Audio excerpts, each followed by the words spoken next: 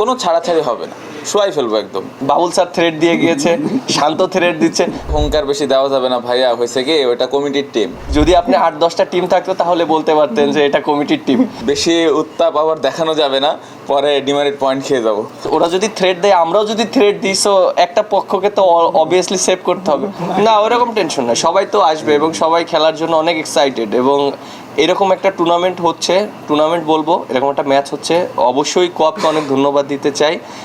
কোয়াব যেভাবে এটাকে অর্গানাইজ করেছে, ইসাম ভাই অনেক কষ্ট করেছে, তারপরে আপনার মিথুন ভাই এবং আরও যারা আছে, সো তাদের এই অর্গানাইজটাকে আমি অনেক অনেক থ্যাঙ্ক জানাচ্ছি।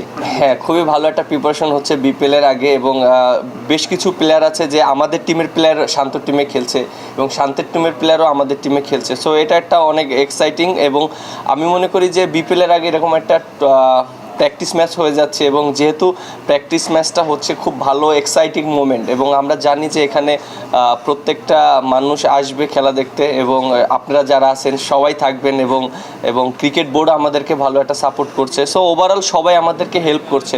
সো বিপিএলের আগে এরকম একটা ম্যাচ অবশ্যই খুবই ভালো লাগছে। দেখেন, কমিটির টিম বলেন, এখানে তো টিমই মাত্র 2টা, আপনি কোনটা কমিটির টিম বলবেন এরকম না। যদি আপনি 8-10টা টিম থাকতো তাহলে বলতে পারতেন যে এটা কমিটির টিম। সো আমরা যখন টিম করেছি তখন শান্ত, তারপরে যারা ছিল সবাই বেছেই নিয়েছে। এবং আর একটা জিনিস যেটা, যে আমাদের টিমে যে প্লেয়ার আছে, ওদের টিমের যে প্লেয়ার আছে, আমরা সবাই একসাথে ক্রিকেট খেলি সব সময়।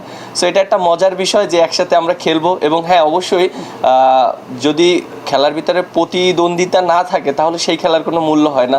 সো বাবুল স্যার থ্রেড দিয়ে গিয়েছে, শান্ত থ্রেড দিচ্ছে। সো ওরা যদি থ্রেড দেয়, আমরাও যদি থ্রেড দিই, সো একটা পক্ষকে তো অবভিয়াসলি সেভ করতে হবে। সো আমরা মাঠে চেষ্টা করব ম্যাচটা জিতে যেন ওদেরকে এই থ্রেডটার জবাবটা দিতে। না, ওই যে মাঠে যখন আমরা খেলবো তখন আমরা পারফর্ম করব, আমরা ম্যাচ জিতবে, এটাই থ্রেড হয়ে যাবে ওদের জন্য। আমি এই প্রেস বক্সে প্রথম আসলাম এবং প্রথমে ঢুকে আমি মাঠটা দেখলাম, খুবই ভালো লাগছে।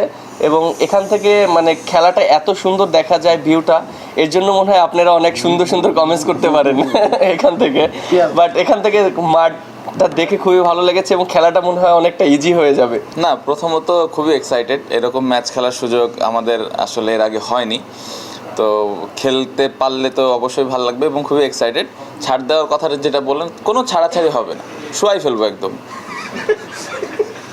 প্রিপারেশন মাঠে দেখতে পাবেন না, প্রিপারেশন সব মুখে মুখে হচ্ছে। তো মাঠের কোনো প্রিপারেশন নাই, মুখে মুখে প্রিপারেশন হচ্ছে। শোয়াই ফেলতে পারি, নাহলে শুয়েও যাইতে পারি, যে কোনো কিছু হইতে পারে। না, উত্তাপ তো থাকবেই। ইসাম ভাইয়ের মাধ্যমে শুনলাম যে বেশ ভালো কিছু আম্পায়ারও থাকবে। সো বেশি উত্তাপ আবার দেখানো যাবে না, পরে ডিমারিট পয়েন্ট খেয়ে যাবো। না, আসলে হুঙ্কার বেশি দেওয়া যাবে না ভাইয়া, হয়েছে কি ওটা কমিটির টিম।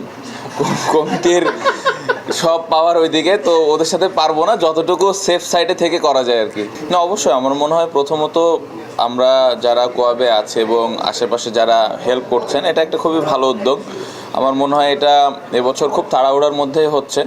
এটা যদি আমরা কন্টিনিউ করতে পারি, আমাদের বাংলাদেশ ক্রিকেটের জন্য অনেক উপকৃত হবে সবাই। আমার মনে হয় যে পুরা এই ম্যাচটার খেলার কারণেই কিন্তু যে ফান্ডের কথাটা আমরা বারবারই বলছি, এখান থেকে একটা ফান্ড রেজ হইলে এটা আমরা ভবিষ্যতে ক্রিকেটারদেরকেই হেল্প করতে পারবো। সো এই উদ্দেশ্যটা নিয়েই কিন্তু এই খেলার আয়োজন।